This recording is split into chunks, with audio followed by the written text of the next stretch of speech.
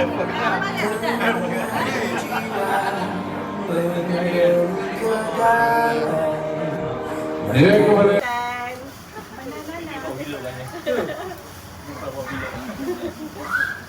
kebun jauh ni. Dari mana? Dari mana? Bukan Bera lah. Kepayang. Bukit Kepayang. Kepayang. Kena subscribe. Like, share, subscribe. Like, share, subscribe, komen.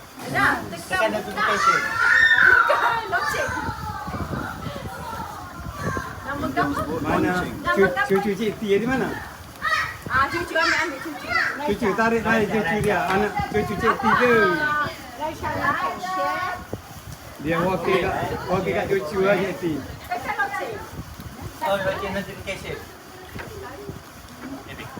Kecil tu kan? Hafiz tu. Hafiz dulu.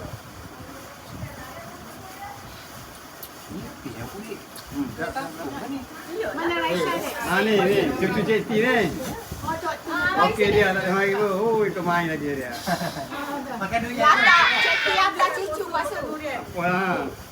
Ni ada nak macam Cik Tia kan? Macam Tok Mi. Nanti nampak macam siapa puasa Bye, hai Tok Mana? T kata. ni? Aku tak tahu lah tu. Ya. Nampak macam siapa budak ni? Ikan. Posu makan dulu ya.